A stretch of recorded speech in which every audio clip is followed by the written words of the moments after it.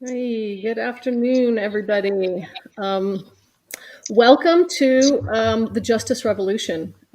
This is a brand new podcast for James the Patriot. Some of you that will be watching this will know him, and some of you that will be watching this will never have heard of him. But I wanted to introduce him. He's an amazing patriot that has been teaching people about common law and how to take their power back in our existing court system today, where you do not have to have legal counsel and you can use the powers that were given to us by our forefathers in our court system in a form called pro se. That means you're representing yourself. So we have a couple of amazing guests on with us today. I'm going to hand this over to James and let him share a little bit about himself and his vision for this broadcast as we move forward, and let God take the wheel with it so that we can help people in our amazing country. Okay, James, good afternoon. Thank you. Good afternoon. Thanks, Justice, for that rousing introduction. Well worth it. This is our inaugural broadcast. I reached out to Justice a couple weeks ago, and I said, we need to do a better job of educating people. We're trying the hardest we can, and really since the beginning, since I've started on what I'm doing. But we need to do a better job on educating people on what are the solutions to the problems that we're facing today. Is it throw out the system and create a new one? Is it bring it down? Whatever these things are littering our minds with. But the reality is that the Constitution, as it's written, as it stands today, is the solution. We, the people, are the solution. So I have with us today. So some of you may have heard Erika speak before with some of her. I know she's been on the other podcast that Justice holds with her friend Crash. So she's been on that podcast. She's also been on a number of other podcasts. She's an amazing woman from Southern Indiana, right? Southern Indiana. Middle, yeah. We'll just call it Indiana because that encompasses the whole state. So there we go. Former critical care nurse who I'll let her tell her story. Just a little background from her. And then we also have our very first guest with us is Kathleen, who reached out to Justice, and she's got a fascinating story. Really an inside look, if you will. I'll let her introduce herself here in a minute. But with that, so just so everyone's aware, the purpose of this, like I said, is I want to give people solutions. What can you do? I'm a take action kind of guy. I don't want to sit around and wait for somebody else to come save me, because honestly, that's not going to happen. So, in the immortal words of Thomas Jefferson, if you expect to be ignorant and free, you expect what never was and will never be. So we cannot be ignorant. We, the people, have to stand up and educate ourselves and realize, hold on a second, we are the ultimate holders of the power in this country. We just grant certain powers to our government to be able to protect our rights and to help others protect their rights, but they're not doing that. And they've gone so far to, and I don't care left or right, whatever you want to call it, they've gone so far off the cliff, they now think they are the ultimate power holders. They are what the founders feared and what they were fighting for back in 1776. So we have to understand where that power comes from, and we grant that power. So with that, I'll turn it over to you, Erika. Let you introduce yourself first, and then we'll go over to Kathleen. Well, hey, I'm Erika, mom of 3. I was working with the same hospital system for almost 20 years. And when everything started with all this new virus stuff, I had already started my awakening process by the grace of God, probably 6 to 8 months or so before the whole thing started. So I saw it coming a mile away. I was like, okay, what are they going to try next? And then I was like, here we are. So I was kind of against the whole like panic of the whole thing to begin with. But I mostly got involved with learning about the law after they fired me, because I was refusing to smother to death all day. And I had refused for over a year. while I was in there, and I got a lot of really positive feedback from the patients. They didn't want to be there. They didn't want to be treated like a big sterile field and isolated either. Visitation was being restricted constantly. They were doing all kinds of really poor treatment protocols, if you even want to call them that. I had started presenting a lot of my questions, a lot of issues, and was kind of a target, kind of from the whole thing starting.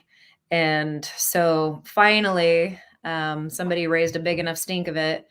And I've explained before that I always wondered why some people seem to really get it and some people were so asleep to everything still. And I thought maybe it was those of us who were believers. And I knew that wasn't it, because every single person that threw me under the bus, both at the university that I taught with and at the hospital, both my critical care director and the charge nurse who was a part of making the complaint, all three of them were what you would call conservative Christians. So I knew that wasn't it.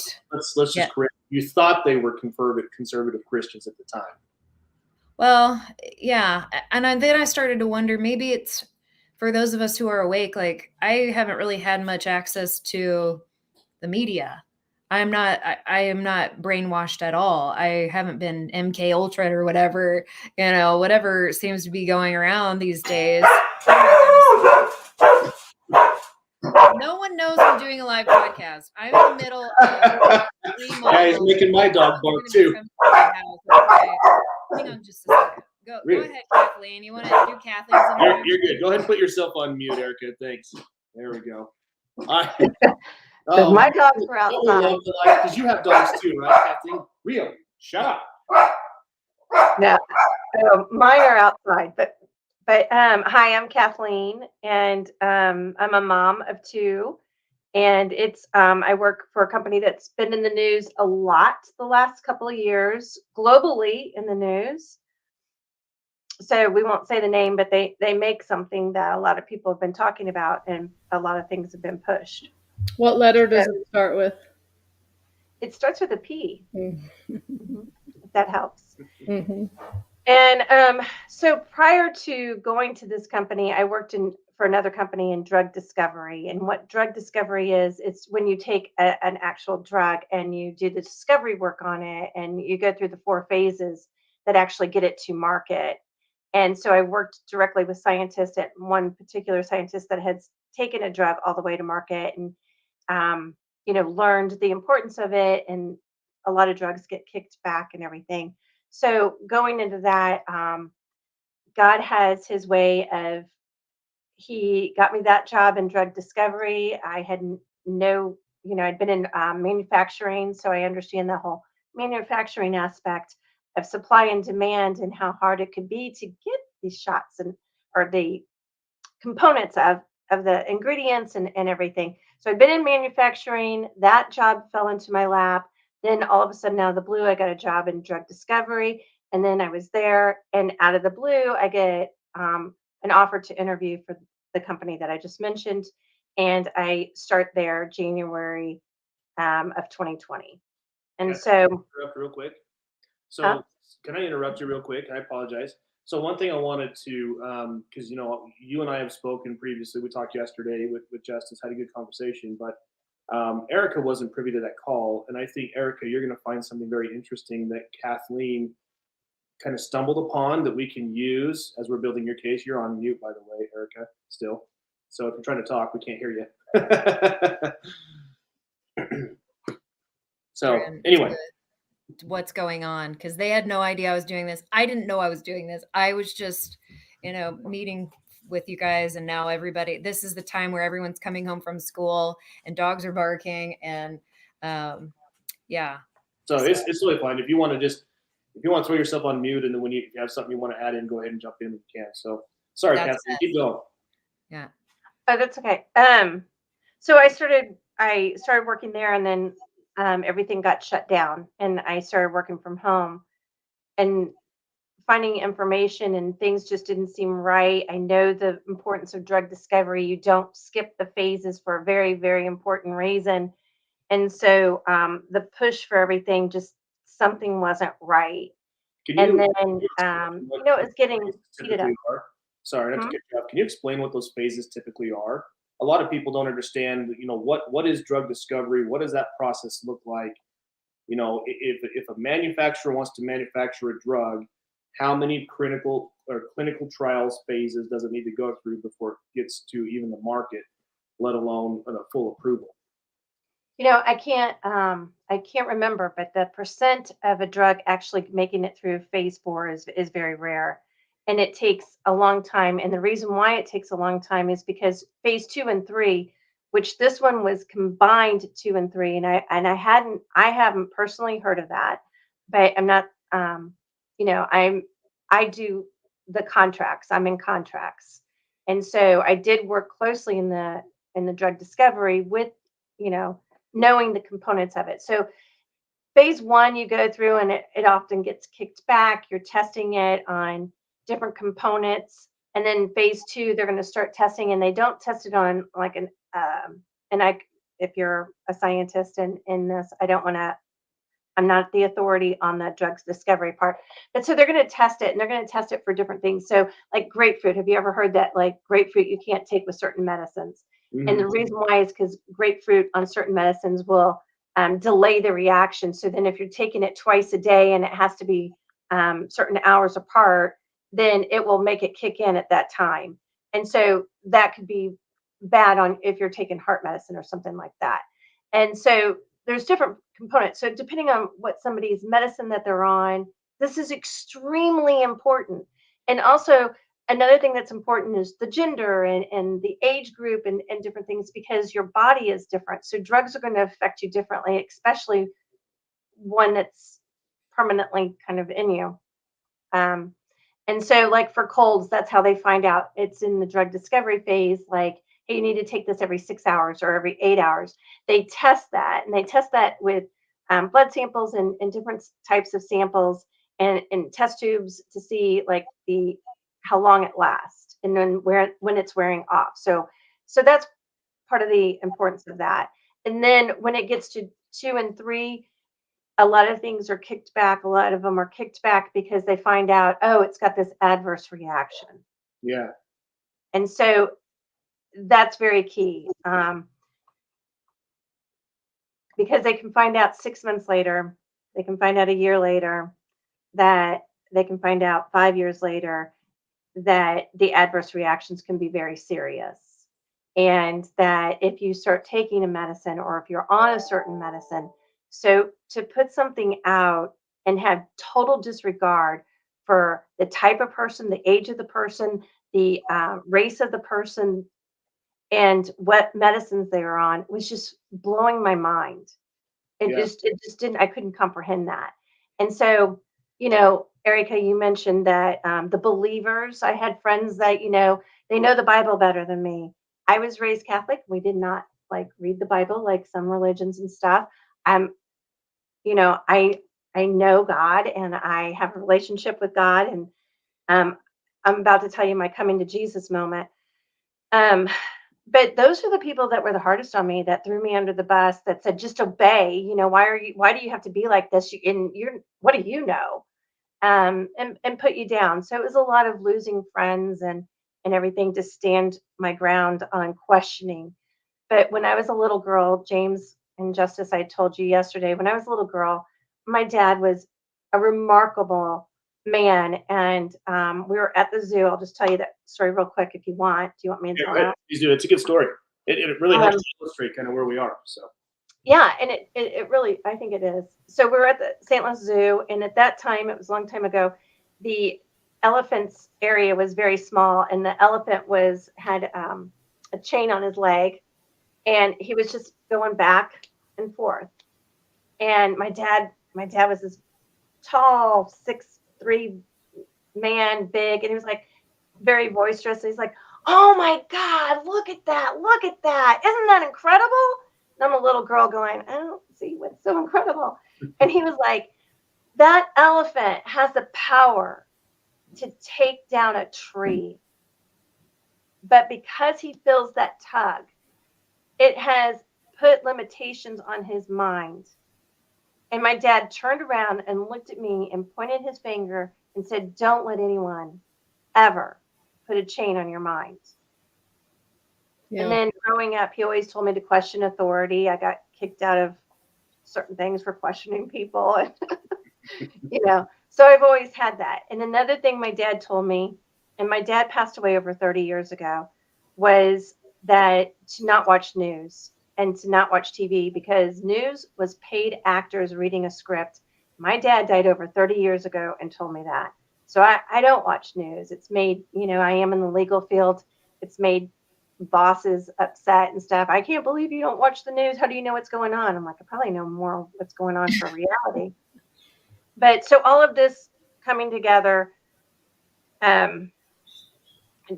made me question it, made me question people and everything. And then it got scary last year in 21 because they were really pushing it.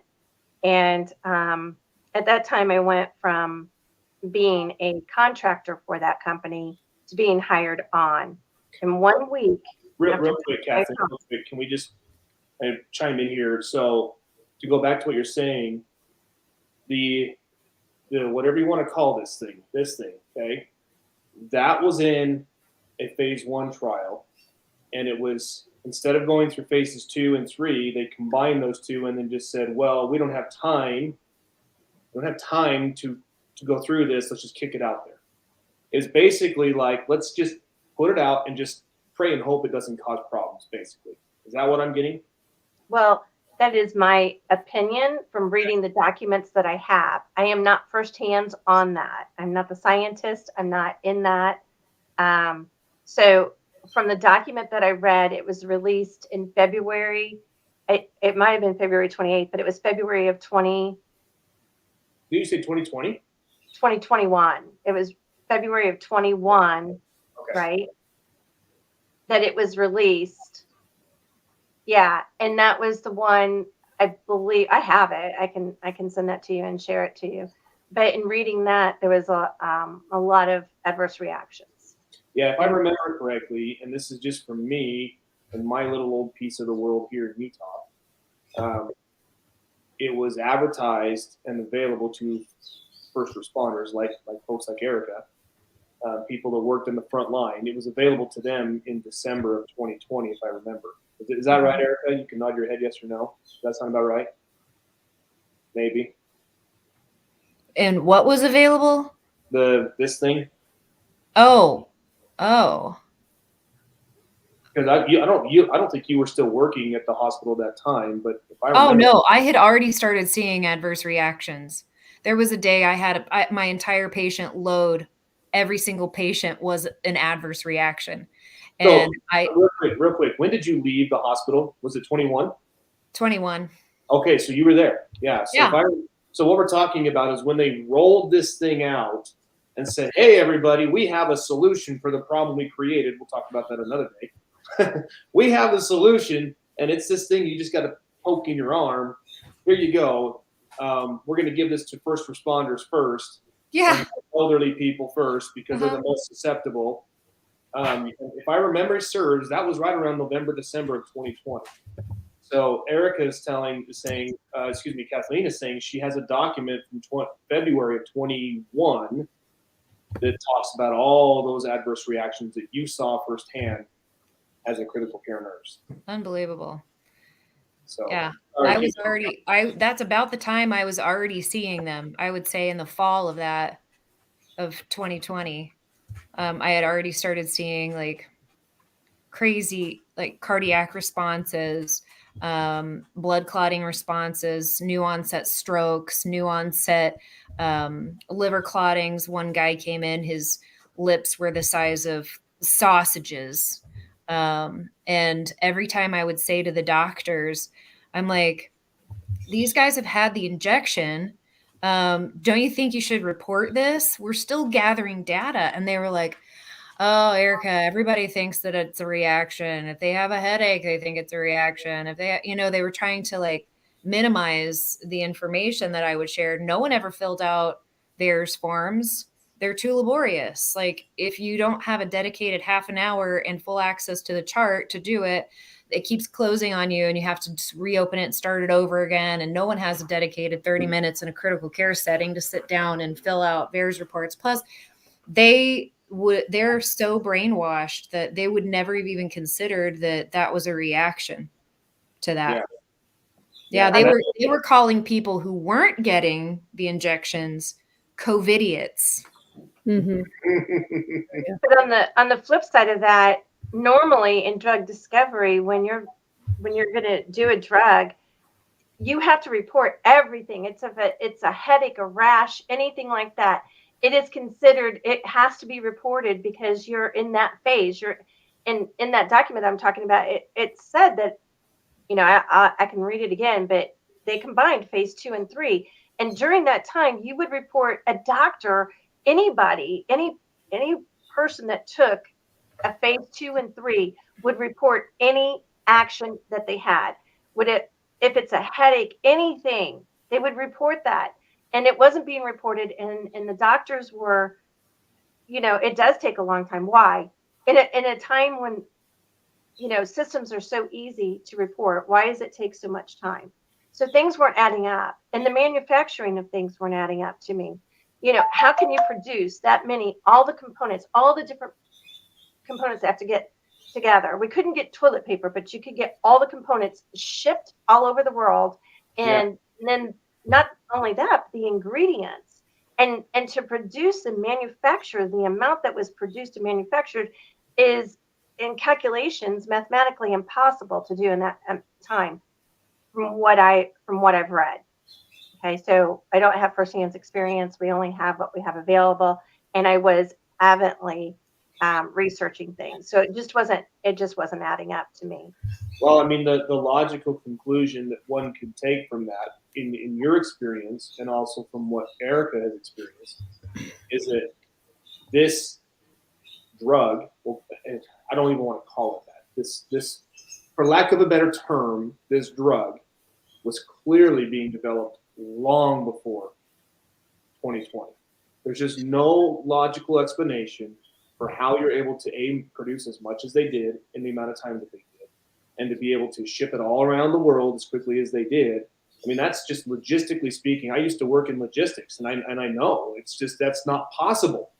I mean, just like you said, Kathleen, it was near impossible to even get a roll of toilet paper. And you magically somehow have enough of this to stick the world population twice over in 3 or 4 months. That's, I'm sorry, but I go back to the whole Sesame Street thing. One of these things is not like the other. Right. Right. There's so many people awake to it now, and the red flags and the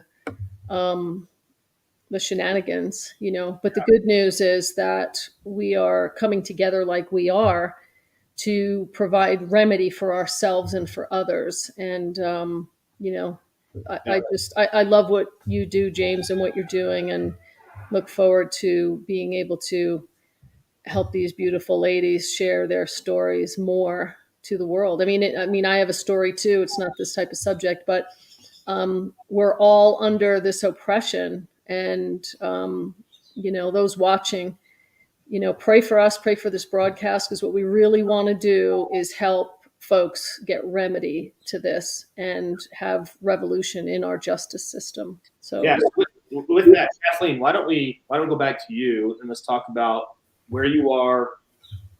I don't know if I want to say where you are now. I would say maybe kind of at that time where you're like, wait a second, going back to my whole Sesame Street analogy, one of these things is not like the other. Why don't you fill us in on the remedy that you've taken and the results you've seen? I was hired on at the end of July of 21. 1 week later, I think it was August 4th, it was a Monday, I received an email, and I do work from home, that I was going to either have to take something and put it in my body permanently, or stick something up my nose twice a week. When I'm not sick, I'm not at work, I'm in my home, but I'm going to have to stick something up my nose twice a week. Well, I had done enough research to know that when you my pineal gland, my connection to source, and your pineal gland's kind of an important little thing. And so it can damage your pineal gland. And I don't want anything damaging my connection to source or any part of me. And it's also, I saw this picture of how they used to do that to slaves long ago. They would do that and mask them. So I'm not doing that. I'm not a slave to anyone except I am of my creator. And so therefore, I was not willing to do this. This was for lack of, I hope it's okay to say, but it was a hell no for me. And so I did what everybody was probably doing at that time. When you get that, I'm a single mom, and so I, like most people, struggle financially to get by, and so I need to work. And I went outside and I cried, and then I started. I was like crying hard. And then, because I was like, oh my God, what am I going to do? If I don't have this job, the whole world's going crazy at that moment. They were starting to push it. And where are we going? And I was like, I can't allow this. I can't allow it. And I can't be scared. And so the wind started blowing. It was August 4th. It was a hot day. The wind started blowing. The chimes started ringing. And I had a coming to Jesus moment where I can't even begin to explain it, but it was like I had a calmness come over me. And it was a calmness and like a clear message. Don't listen to them screaming, obey. Just keep your eye straight. The dawn is coming, and I've got your hand.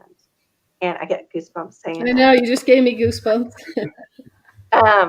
And I knew that I would come in. I write. I wake up in the middle of the night and I write. It's something I've done all my life.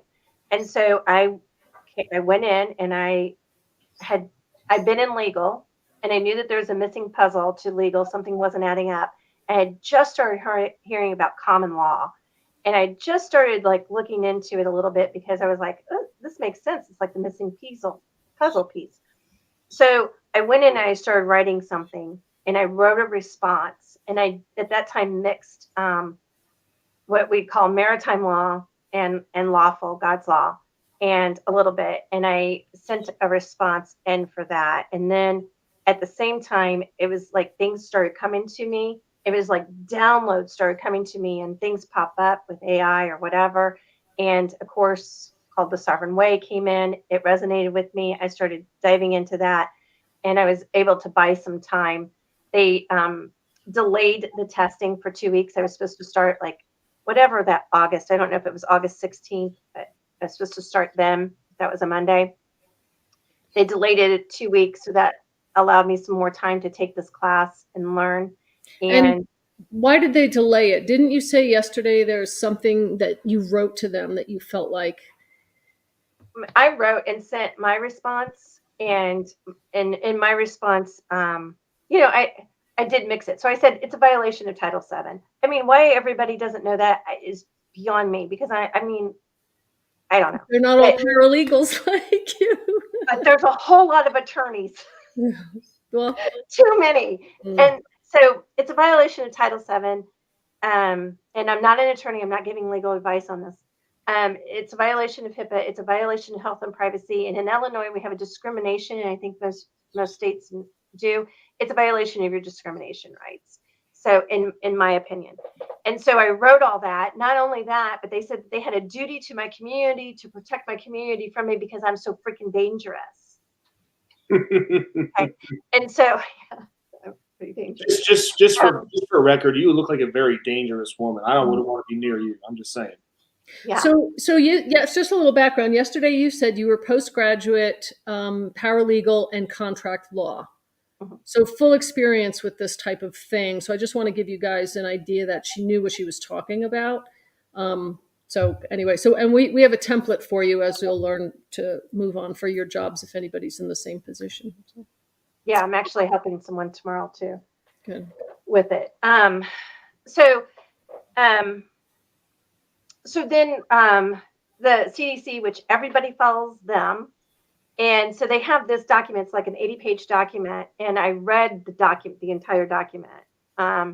And so comprehending that is going to, there's, the average person wouldn't know certain things like GLP is a good laboratory practices lab, and reagents, most people aren't going to know what reagents are. But in that document, it does say that the testing should be done for PCR at a GLP lab.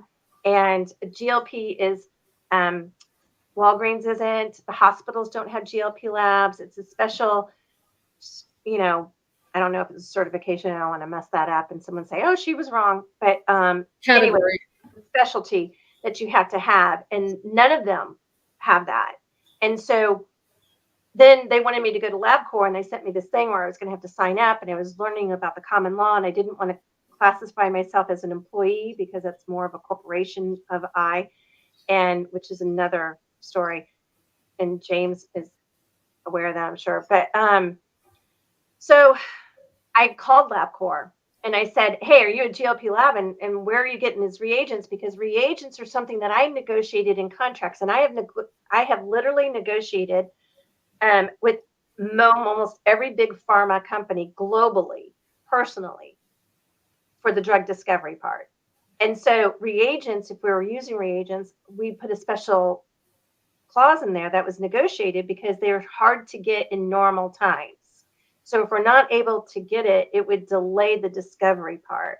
So how is LabCorp and Walgreens and everybody getting reagents if that's what's needed for the PCR test? And that's all I was asking. I was just asking Captain Obvious questions. And how were they able to get, and I've asked this at work and I kind of got in trouble.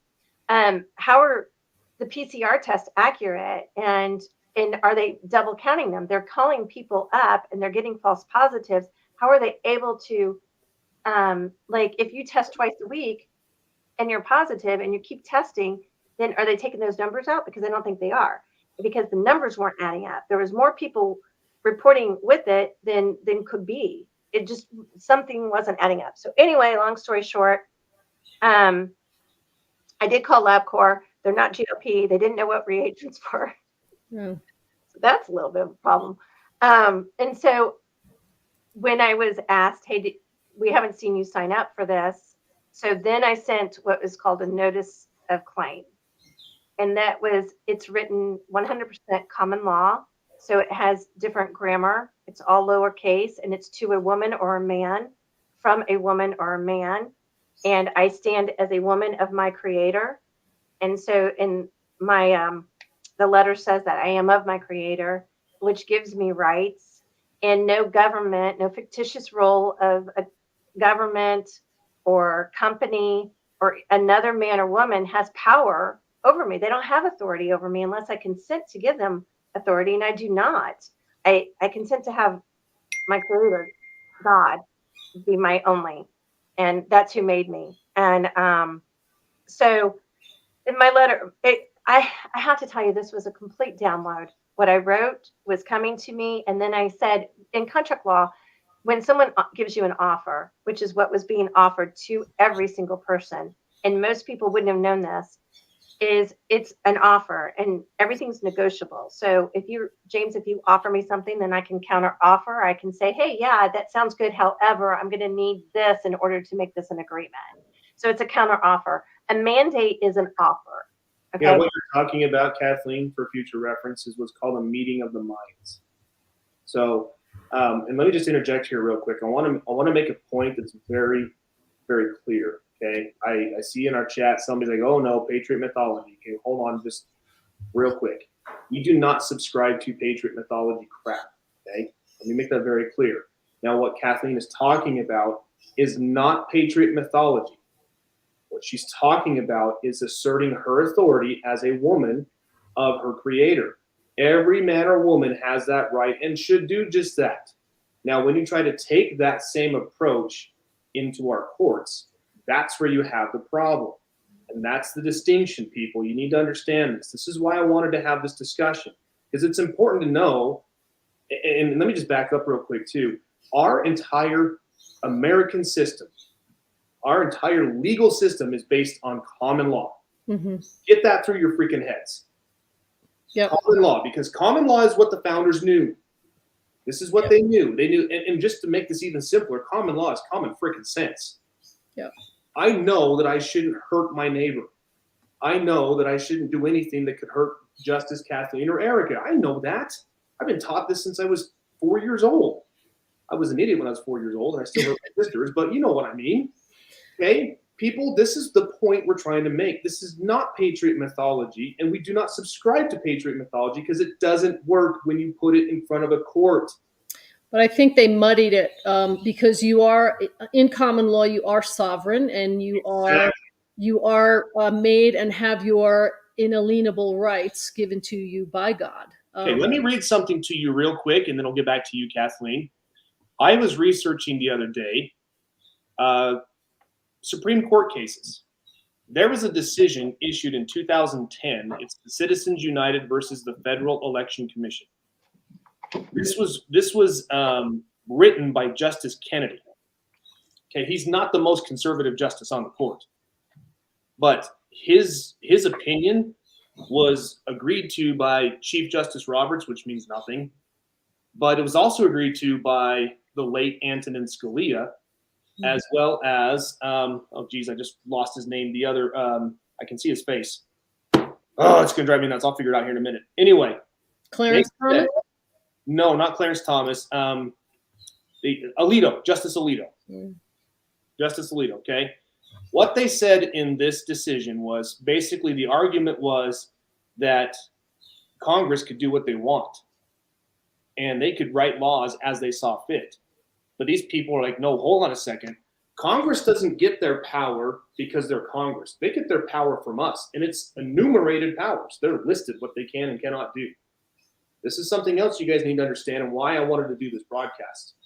If any law that is passed by those idiots, and I call them idiots because 90-something% of them are, if any law that is passed by them directly contradicts anything that is in the federal constitution or your state constitution at your state level, that law is null and void immediately. The Constitution specifically states that all laws that are passed in pursuance thereof, meaning the laws that are passed agree with and expound upon the enumerated powers of the Constitution. So what did they say about the people? They said, under our Constitution, it is we the people who are sovereign. The people have the final say. The legislatures are their spokesmen. The people determine through their votes the destiny of the nation. Yep. That is directly from the horse's mouth, so to speak, at the Supreme Court. So you guys need to get this through your head. Our entire basis of our legal system is based on common law principles, which is why when Congress passes a law and there's any kind of question, people are like, I'm not sure what this means, or how does this apply to me? Or how does, okay, you just passed this law or you just made this mandate. By what authority do you have to do that? And how, by that authority or supposed authority, am I required to do what you say? Right. And that's all that we're saying. And it's been usurped, and they're trying to change it. They're trying to influence people, and they've been doing this through the education system. And guys, we're getting off on a tangent here. Right. I want to get back to Kathleen. Right. The point I'm trying to make is what Kathleen is talking about is basic knowledge that every man and woman needs to know. You need to know that when you go to work, you put on your hat for your title. It doesn't change who you are, but if you're a salesman, or if you're a doctor, or if you're a nurse, or if you're a contract specialist, that is a title. That's a position. And in the eyes of the law and the legal system, there's two people there. There's two persons. There's you, the individual, the man or the woman, and then there's your title. You have your individual capacity, you have your official capacity. Look at any lawsuit that's been written. Look at any lawsuit that I've written. Anyone that I've sued is sued in their individual capacity and in their official capacity. So they have to answer twice in both ways. So, sorry, Kathleen, continue. Right, and there is a difference. I mean, law, LAW, God gave mankind, dominion over land, air, water, LAW. And so land is land of common law, and water is maritime law. And then there's a whole bunch on that and everything. But the legal system that we work in is contract law. The entire maritime law is contract law. Mm-hmm. And so in contract law, and I'm not going to go into that a whole lot, but so I, as a woman, I am always a woman, and I know what one is too, and I don't need a science degree. I do know what a woman and a man is. Cop reference, you're okay. You know what that is. I do. Okay, good. And I'm an authority on that. All right, good. I can help out that a judge, that Supreme Court judge. Oh, geez. So, but I am a woman, and as a woman, I am responsible for my actions. So if you think of Brad Pitt or any actor or actress that you want, whoever you like or dislike, doesn't matter, they are playing a role. At all times, they are the man or woman. Okay. So I am a woman and I am accountable for my actions. And then I play a role in a job title. Okay. A company, a government, they're just a vessel. It's just a vessel. It's an empty ship. You know, it doesn't steer itself. It needs someone to come on. And when that person comes on, one says, hey, I'll be the captain, I'll be the rowman, I'll be this or that. Okay. We call them now employees. Okay. So they go in and they fill these roles. But at all time, in the capacity of that role, they are responsible for the actions that they take. And that's where this whole illusion and deception of our world has happened, because people are looking the other way. You put fluoride in water. Fluoride's bad for you. Hate to tell you, it does not whiten your teeth. Does not. Okay. It's poison. And so if you drink a gallon of water a day and then you're brushing your teeth with it, you're adding so much poison. Who's testing that to see if it's not bad? Okay. No one's testing that. And if there is, then correct me if I'm wrong, because I'll admit it. You show me the proof, evidence. But anyway, so in common law, the letter that I wrote, it does declare my jurisdiction. And jurisdiction is key in contract law as well as in law. So there's law and there's legal. And so law is law of God. And the Bible tells you the law. But so it's my lawful right to say, hey, and so I wrote it to a woman. And so I'll just say Erika. So, hey, Erika, thanks. I got this email from you dated on whatever date, I'm a woman, and thanks basically. But so you're saying that I'm going to have to do this. Let's just establish first who I am. I am of my creator, which gives me certain rights. And the template goes into more of that, the letter that I wrote. And then you made an offer to me to do something or to stick something up my nose. And I added masking in there because in case that would come up, I went ahead and included it. And thanks for that. So you require this of me, then I'm going to require something of you. And that's called evidence. So I listed different evidences that I need, like the insert and the insert for the thing that they had that they're putting in there, which we could go into a whole thing on. You mean the insert that was blank? That Yeah, one? and you got to think. I mean, if anybody has it, I'm writing to the people that should have it, right? Yeah, yeah. And so, and for the one that has FDA approval, so I asked for both, and the availability of the one that's FDA approved. And then I asked for the human, and if there's natural treatments and the studies, the graphs, documentations, all of that. I went into the PCR test as well. And at the end, I say, and I should have that in front of me, but I don't. I say, you don't have jurisdiction. You don't. So your option basically is to give me the evidence, or I shall continue to work as agreed. I have a contract. I'm not saying this is side. I have a contract. And in that contract, in no way, shape, or form does it ever give them me, the woman. Okay. It only gives them the role that I play, the hat that I put on. Okay. So they do not have jurisdiction to say what I do with this body. Mm-hmm. And it does not affect them. They don't, that's the line drawn in the sand. But I have an agreement that says that I will do this job. And so I put in there, you don't have jurisdiction. Your request is unlawful detainment. And I shall continue to work and be compensated as agreed with no retaliation. And the one thing that I didn't know when I wrote this is the one reason they can't fire me is for retaliation. Because in Oh. Missouri, which is where the company is located, they can fire me for any reason, anything that they want, except retaliation. Yeah.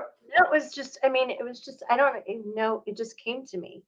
So Well, and it should be noted too that they could have fired you, but then they would have given you a cause of action for retaliation. Yes. So, Erika, this is what I was talking about in your situation, because that's exactly what they did to her. They sat her down in a room and she says, "Am I being fired?" And they said, "Yes." And she said, "Why?" "For not doing something we required of you." Where she's like, "Well, hold on a second. This isn't part of my contract. This isn't what we agreed upon. Now you're unilaterally changing the terms. That does not constitute a valid contract. So, sorry, thanks, but no thanks." And in fact, according to the emergency use authorization, There you they're go. required to obtain my informed consent, as well as I have the right to either accept or refuse it. Yeah. It's listed very clearly. And So- when I told them I do not consent, then they fired me. Yeah. So you have the common law side of it, right? Where I am responsible for my body. I choose what I put into my body, not you. And then on the flip side of it, you have the legal side of it, where there's a federal law that grants you that right and that privilege. Now, we all have rights and privileges that come from our Creator. That's part of the common sense thing. But then you take it a step further, and Congress, because people are stupid, they feel like they have to list it out. Well, they do that, and they're still stupid. They still can't figure it out. So, sorry, Kathleen, keep going back to what you were saying. well, that's okay. So I did make it to a woman. I sent the notice of claim. Now we're in September 21. An email came out from the head HR person for the United States. And so I had a new woman to write my notice of claim to. And they required that we all get it. And otherwise you could file a religious exemption. But otherwise you had to do it by October 8th. And so I sent her my notice of claim and several times because I just waited a couple of days and sent it again when I didn't get a response. And all I asked is either give me the evidence or like we're good. So not an unreasonable ask, by the way. I mean, that's something Yeah. we've all been asking for. yeah, and so silence is consent. And so we are a year later, and actually tomorrow's the 8th. So a year later, and I have continued to work as agreed and been compensated and with no retaliation.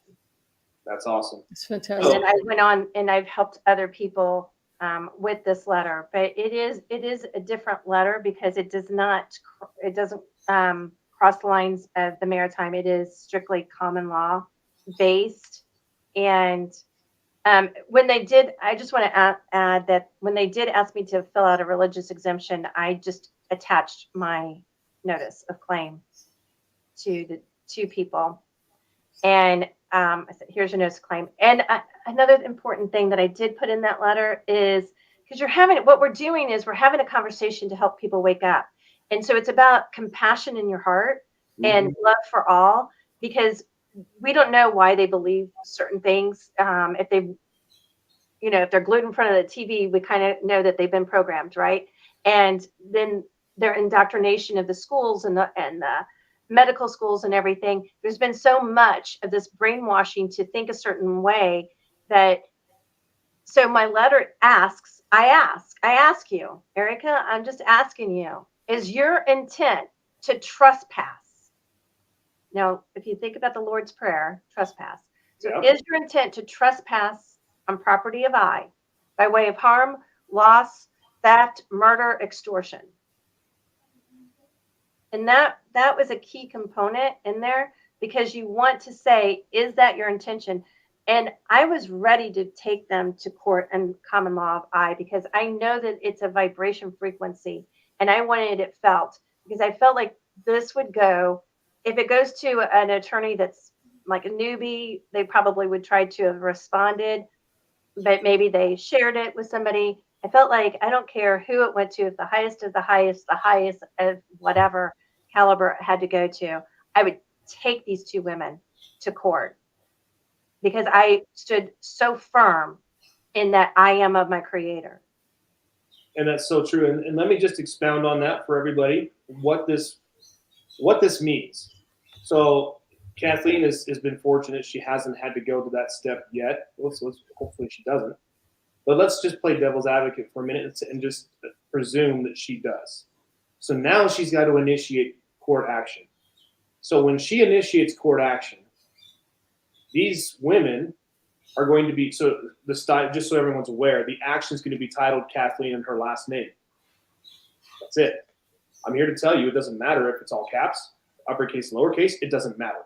That doesn't grant the court jurisdiction, at least not binding jurisdiction, okay? It doesn't matter. So get that. That's patriot mythology check number one. Get it out of your head, okay?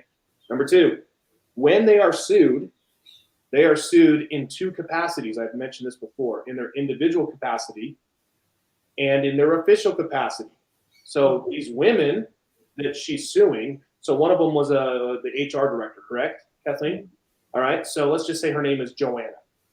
So Joanna and her name, and then on the title it's going to say caption, in her individual capacity and in her official capacity as human resource director for yada, yada, yada, yada. That's how that works. Now, in the eyes of the legal world, what that means now, when that lawsuit is served, she has to file an answer in her individual capacity as a common law woman. Uh-oh, there's that common law phrase again. And then also, her company is going to take note of that because they're on the hook because she sued as her in her individual, her official capacity. So this is why anytime you go after public officials, either government officials or county officials or police officers or whatever, any of these people, they're always sued in their individual and their official capacity. But let's take that aside and go into the private world, like in Kathleen's situation and like in Erika's situation, their same thing is true there. Because these people are just going to say, well, I was just doing what I was told to do. Well, hold on a second. Ignorance of the law is not a defense. Okay? You cannot just sit there and go, I was just told what I was just doing what I was told to do. And my answer to you is, hey, how well did that work out for the Nazis at the Nuremberg trials? Yeah, they're all dead. So it didn't work out well for them either. I think they stopped teaching that in school. Exactly. For a reason. It's the deliberate dumbing down of America. It's a book I have. Exactly. So the way that we start getting back to where we should be, to where we were when this nation was founded, and the way we were for probably 75 to maybe 80 years after the founding of our nation before it started getting convoluted. The way we get back there is when we start to realize, hold on a second, we the people, we hold the power. We just grant these people power to be able to help us administer the daily lives of things that we need. We all have public services that we need and we need to take advantage of. Roads, hospitals, schools, things of that nature. Now, those are usually typically done at the state level, but I'm getting off on the tangent here. So you need to understand that just because someone carries such and such title, CEO, chief executive officer, chief health officer, I don't care what it is, that doesn't grant them the authority, the jurisdiction, if you want to use that term, doesn't grant them that to force you to do something with your personal property, your body. The Constitution is very clear, people. Every man or woman born, and here's the thing, it's not just born in this country, it's born on this planet, has the right to life, liberty, and property.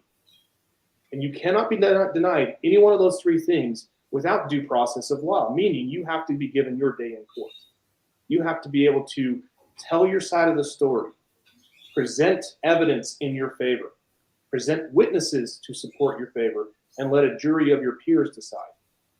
That's the difference. And that's why, my buddy, Brandon, the Big Civ, down in Louisiana, he said it the best. He says, we have an adversarial system, a court system, an adversarial that's designed specifically to find the truth of a matter.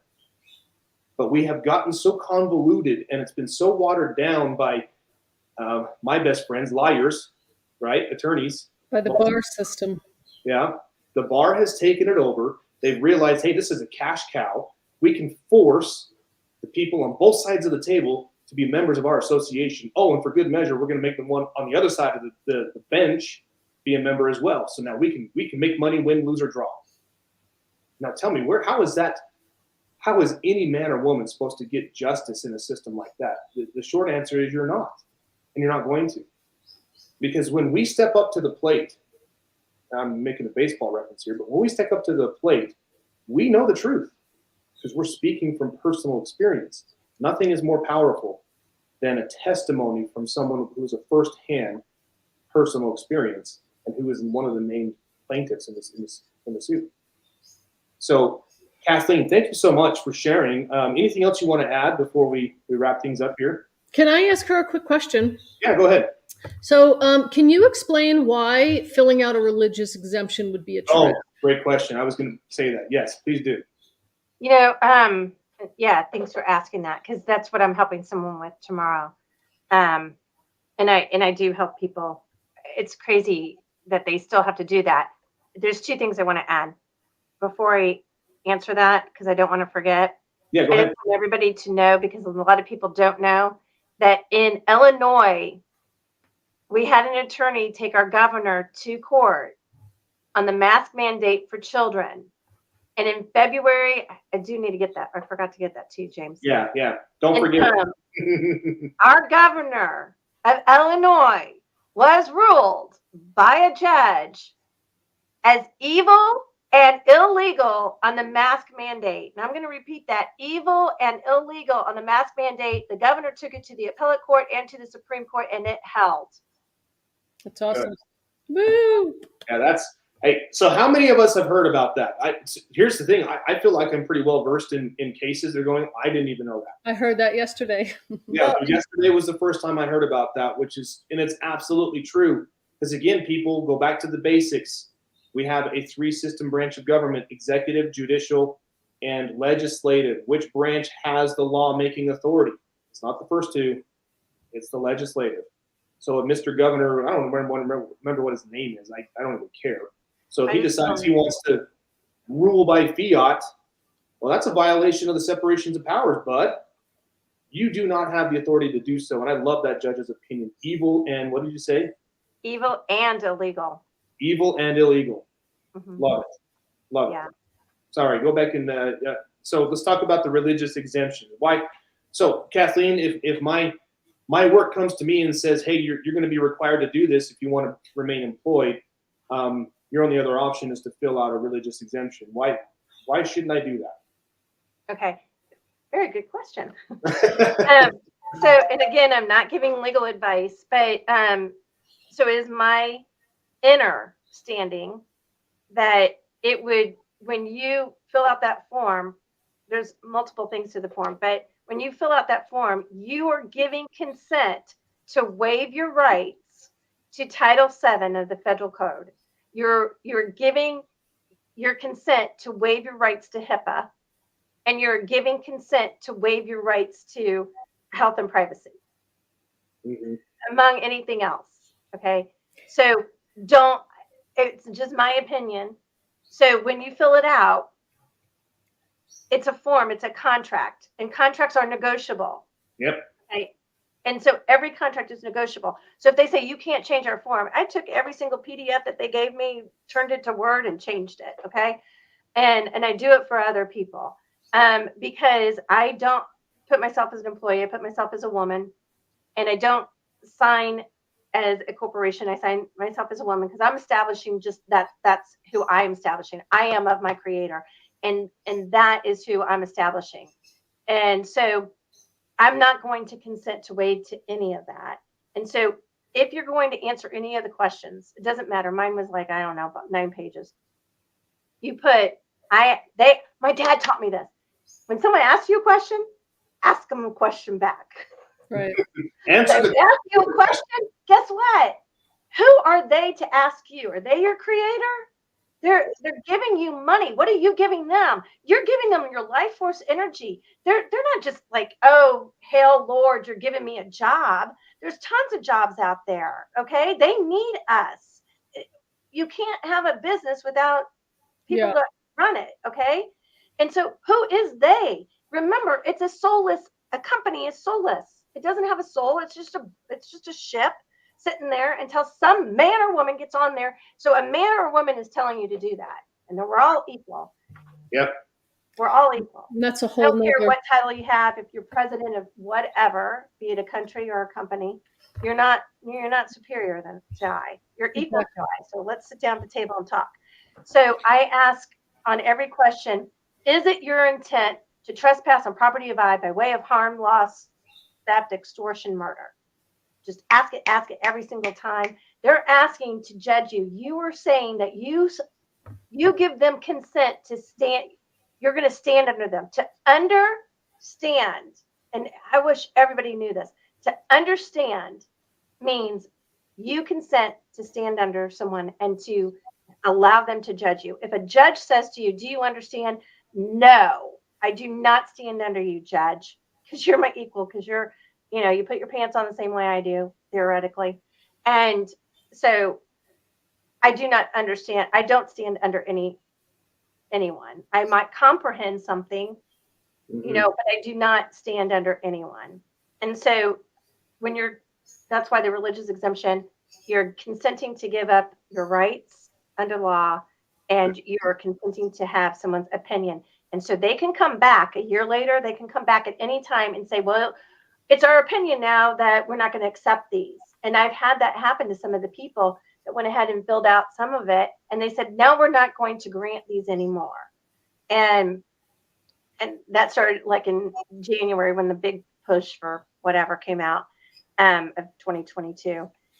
And they started having some pushback. So you don't want to fill that out. You do want to establish who you are, ask a question with a question. Don't agree to that. are those questions in the template? No, I didn't. Well, everyone's a little bit different. Like the one I'm doing for this girl tomorrow it's real short, and it's for the state of Illinois. Okay. So if you're having trouble at work, just interject here real quick. Kathleen has shared her basic template with us, and I already posted it on the Affidavits 101 Telegram chat. So if you're new to James or just came across this podcast on Telegram, where we help people lawfully with their legal problems, is on Affidavits 101 on Telegram and affidavits101.com website. And we posted what Kathleen used as a basic template, and she's offered to help. So if you have a problem with holding on to your job because you're being threatened, you can pop in there and ask for help. So anyway, maybe we can do a follow-up with people and have them ask questions when they see it. yeah, we can dedicate a broadcast to people that are struggling with their jobs for sure. And Erika has a lot to lend with that too. So real quick, let me just interject here. So this is important information for you guys to know and understand when you're at this level, and it scares the living daylights out of people to do anything legal. Okay, we have been trained that way. We have been brainwashed, if you will, that way ever since we were little. We were taught to revere and fear authority figures, and we were taught that people who wear badges and guns are authority figures. People who wear black robes are authority figures. People who wear suits and ties and speak from a microphone and are almighty titles like governor and lieutenant governor, and those people are authority figures. We're taught to fear that, and that's the wrong thing. Just like Kathleen is saying, they're trying to profess that they're up here and we're down here. No. We're on the same level here, people. You have no more rights than I do. I have no more rights than you do. But there's a line like that in the Constitution. Oh, isn't that really? No, it's actually the Declaration of Independence. Declaration of Independence. All men are created equal and are endowed by their Creator with certain unalienable rights. Yeah. Mm-hmm. Yeah. Go back and read that little pesky thing that's over 250 years old now. So here's something interesting. Illinois seems to be the hub. As blue of a state as it is, whatever you want to call that, it's interesting to see what's happening in Illinois. So Kathleen, you mentioned the case against the governor by that attorney for the mask mandates.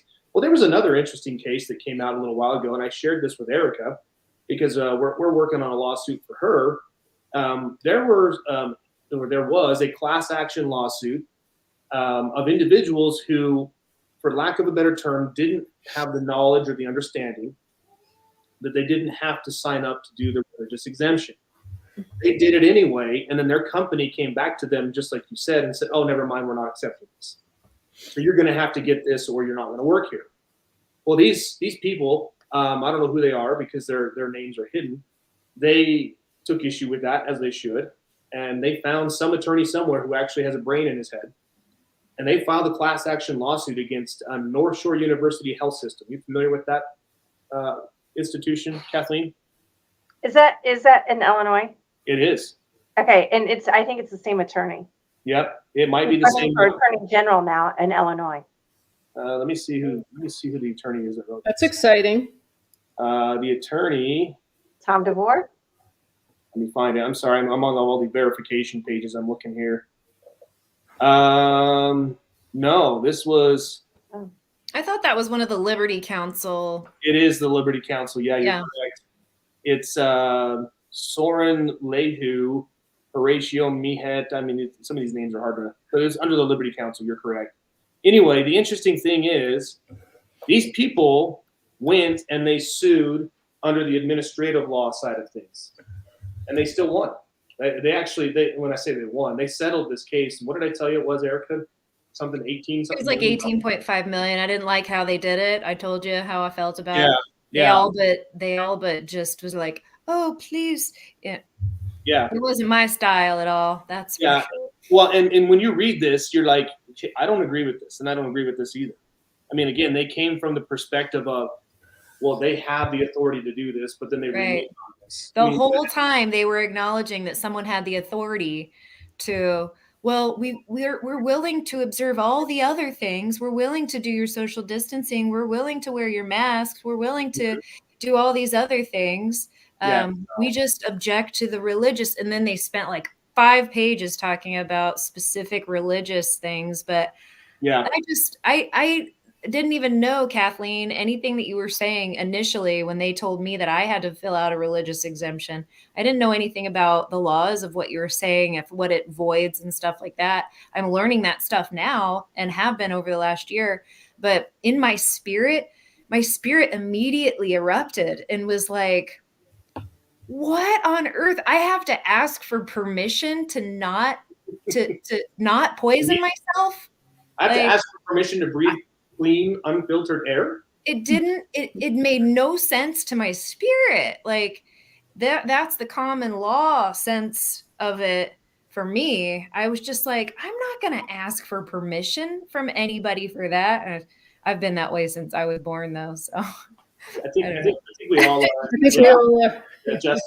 don't get Justice started. She'll go on, keep us here another 45 minutes. But the point that I'm trying to make here is it goes back to what you said, Kathleen. Everything comes down to a contract. So a contract was offered. There was an acceptance of some kind. So there was, whether it was actually a binding contract, well, that's a story for another day. But the argument that was made was that terms were given, terms were agreed to, terms were breached. That's really all it is at the end of the day. So I'm of the opinion, and I have been like this from the very beginning. I see there's a question here about federal civilians, and I would even take this to military individuals.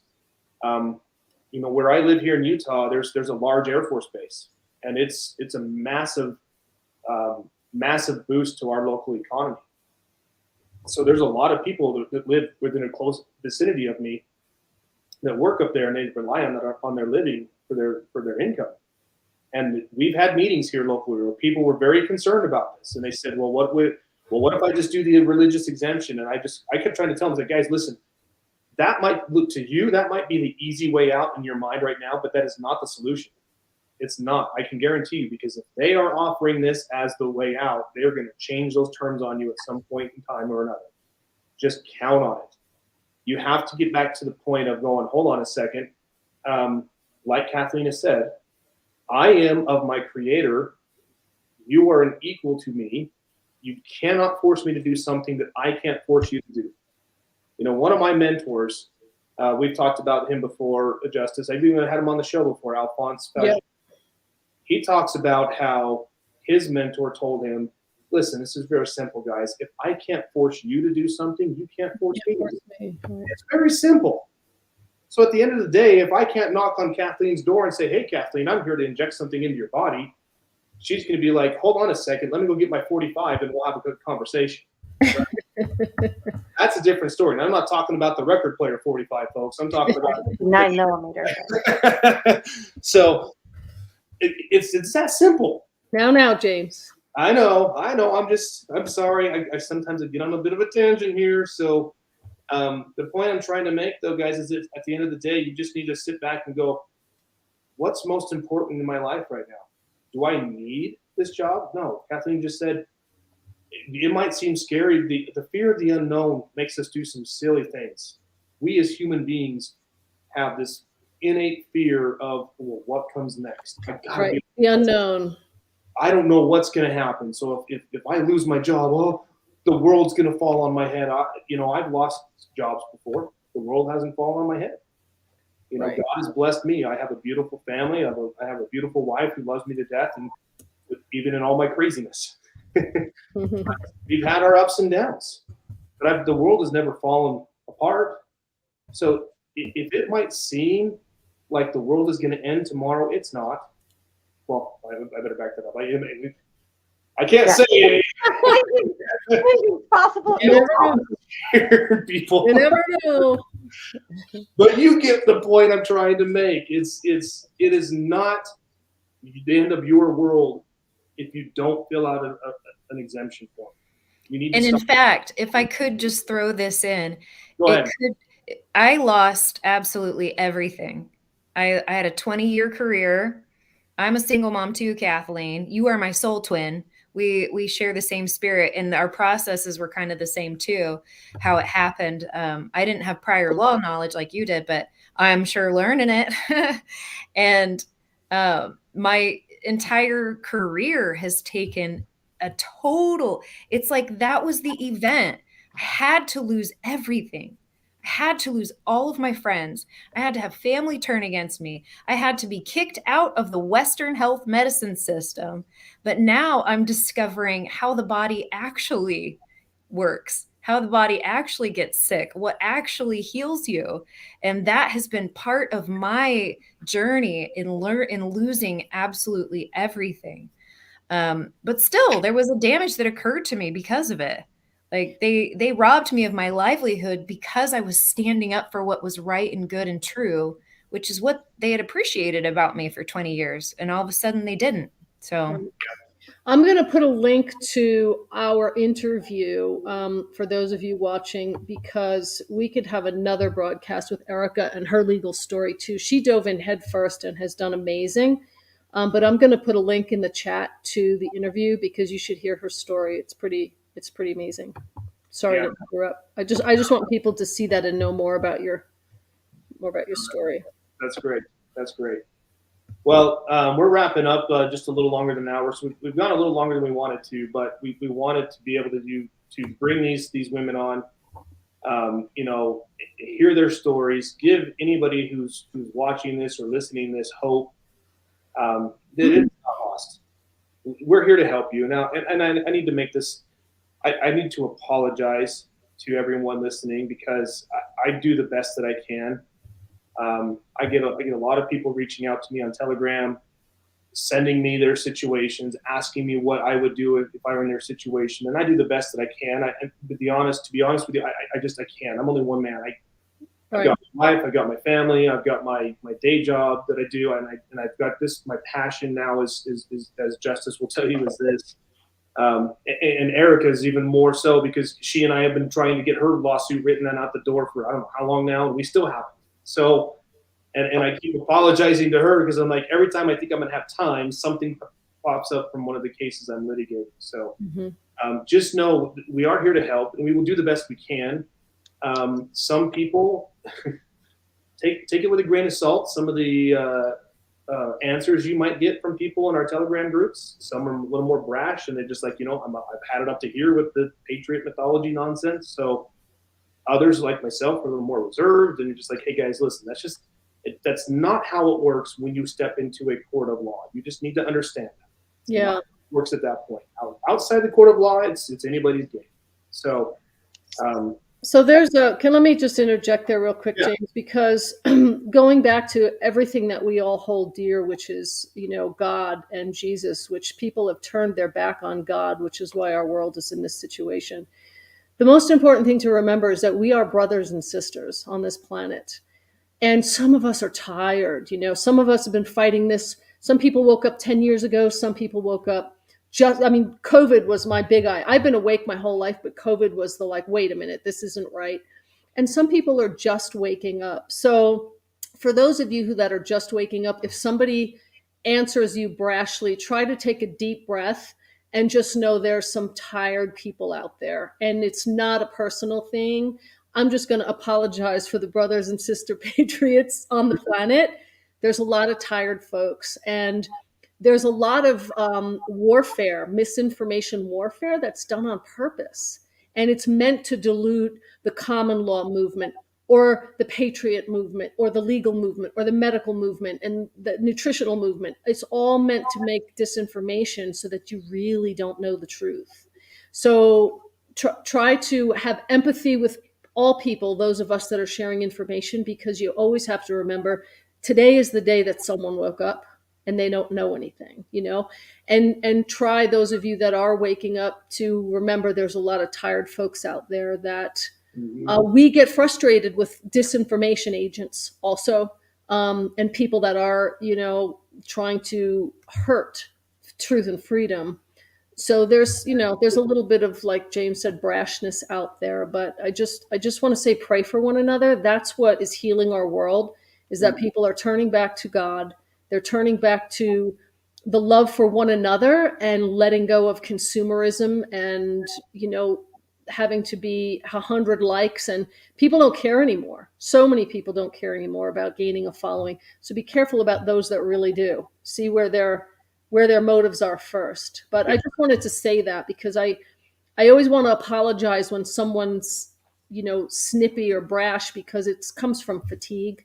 But know that we're trying to help. That's all that's happening, is we really want to help you all. So, and we want to grow this justice revolution. And this came from Dr. Graves. Honestly, he said in a broadcast that James was in, we really need a justice revolution because we're having a medical revolution right now.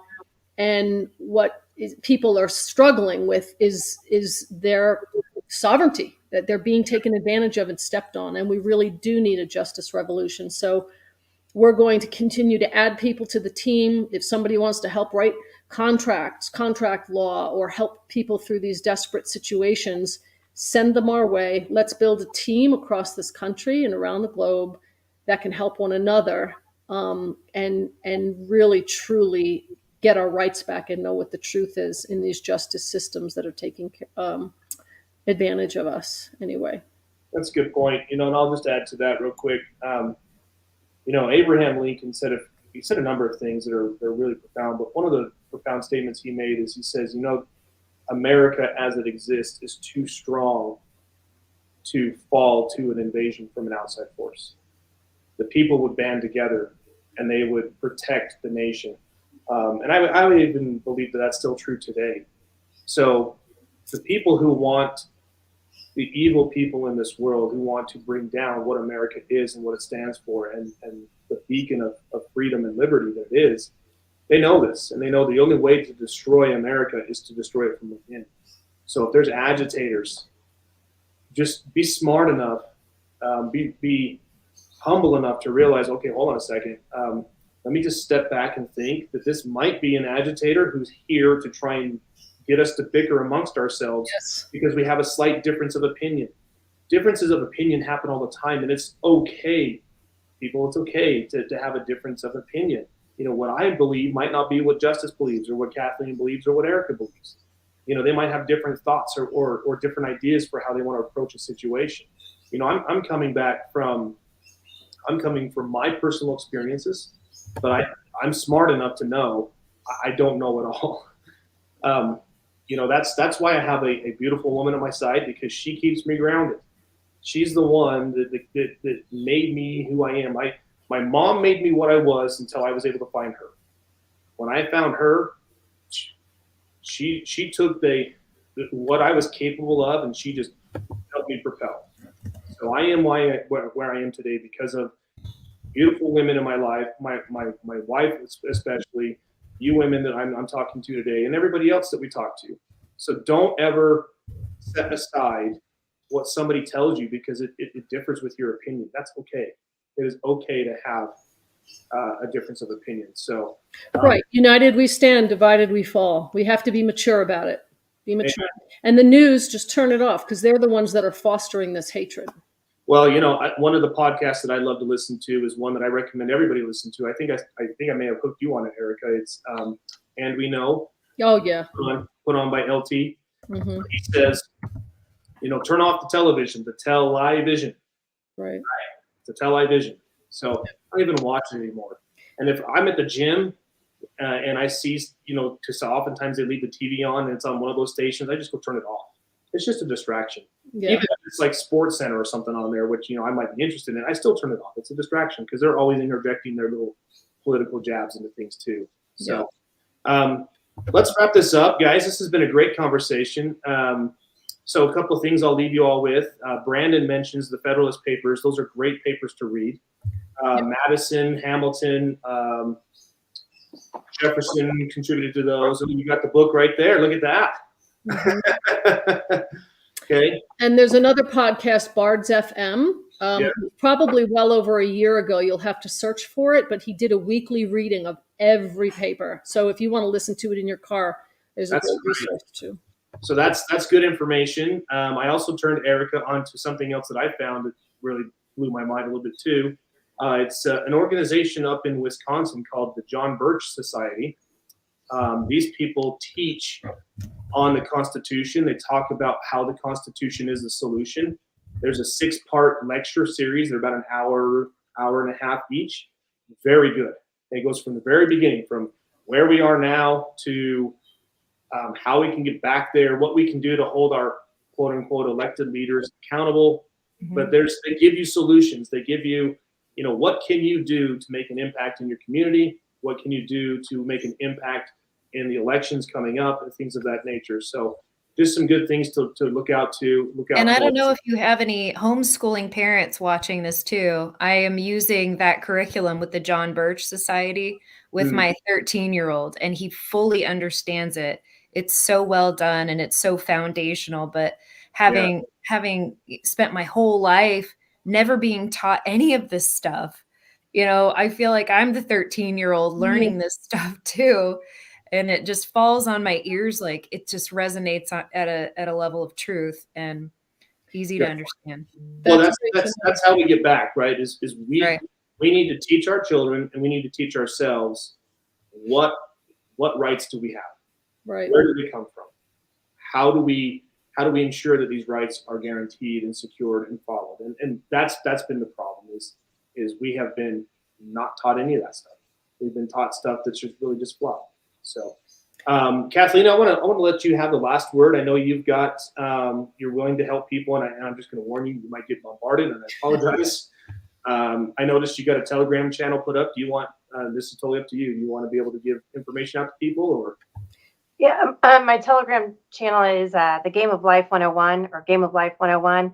I during this time I wrote a book, and it's to help empower people to question their core beliefs. And it's really about having the courage. And I wanted to say that we all have to do this on ourselves, but it's about having that courage to pull back the veil. And once you it's like when you started driving a car or riding a bike or doing anything in life, it's scary at first. But when you pull back that veil on somebody, when you start asking Captain Obvious questions to people, whether it's your community, your school, whatever, because I'm active in all of that. And I wasn't a year ago, but I am now. It's just having that courage to pull back the veil. And every single time you do it, it becomes the most addicting thing, because then you're like, well, what other veils can I come back? And you'll start wanting to write the letters and send the emails. And so to address helping people, I am launching my book. I'm getting ready for that, which is a total out of my comfort zone because I'm corporate minded. So it's new to me. But what we could do and what I could do is host like depending on how many people need it or when they need it and how urgent it is, like even a weekly call where people could call in and then I could kind of coach them through because it's really not me writing for someone. It's really got to come from your heart, and that's what makes the difference. So it's finding going within and finding your truth. And so whatever anyone says anywhere, know your truth. And does it resonate with you? Does it feel good to you? Does it feel true to you? Right. Good point. Okay. So I was going to put the link in here. Just double check and go in your Telegram and make sure that it's not set up private because it doesn't show up for me. So I can't get into it. And there's a setting in there. If you need help with that, I can help you. But I couldn't find it under the or game. But keep that in mind, folks, and check back as she goes and checks with her settings. But in the meanwhile, you can come into the Affidavits 101 chat and reference Kathleen and Erika and whatever questions that you might have. We'll put that once we get this uploaded to wherever we're going to upload it to. We'll put it in the description box. So. Yeah, I'm going to download this for sure. YouTube will take it down. And then I'm going to upload it to Cloud Hub and just put a little sound bite on YouTube to direct you over there. So, because that's for sure what will happen. Because that's what happened with Erika. She's gone off YouTube. So I put the link to her interview again. It's also on Cloud Hub, but it's up in the chat for that. Not that you can write that down, but so look forward to that. I'll take it down today at some point and move it over there. So awesome. Oh, we had a goal to try and keep this under an hour. We did an hour and a half. I'd call that a win.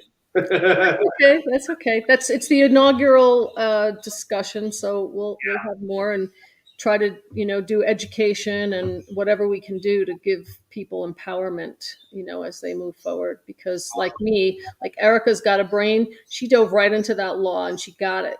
I'm like, James, help me, I'm drowning. My brain doesn't work that way. Kathleen, clearly her brain works that way. Some things just overwhelm me and I shut down. And I know there's a lot of other people like that. So we're here to give each other a lifeline and help keep each other afloat. So yeah, the way we reassert our power in this republic as the people of this republic is we help each other, we teach each other. So I be wary of it, like Justice said, be wary of anybody who's asking for money to give you this information. I mean, just that violates just the very core of my conscience. I could never do that. I mean, people have offered, Justice has offered, and I've said thanks, but no thanks. I'm not in this to do this. I'm in this so that I can empower my brothers and sisters so that they become knowledgeable. Because again, once we get enough of us, it's just a domino fall. The dominoes are just going to fall. And it's kind of like, I think of that movie, what was it, Ants, I want to say, or no, A Bug's Life. I think of that movie, A Bug's Life. When the grasshopper is talking to his fellow grasshoppers, he says, if these ants ever figure this out and they realize there's more of them than there are of us, we're toast. Right. Well, we're the ants, and we need to start figuring this out, people. Yep. So absolutely. With that, let's sign it off. Any final thoughts, Erika? Anything you want to throw in before we call it? Never, ever grow weary of doing good. Ooh, I like that. Right. I like that. Love it. So thank you, guys. Appreciate all your time. We're going to do this again. I don't know how soon. I hope to do this, once or twice a month, maybe even more than that. It depends on. I hope this information is useful to you, and if it is, let us know. So with that, I always hate using. I just came up with a new term. That's James the Patriot. I don't really think of myself as a patriot. I guess I am, but whatever. We all gave you that nickname, James. I know. So I guess I'll run with it. With that, this is James the Patriot, and I'm signing off. Thank you, guys. Okay, you all.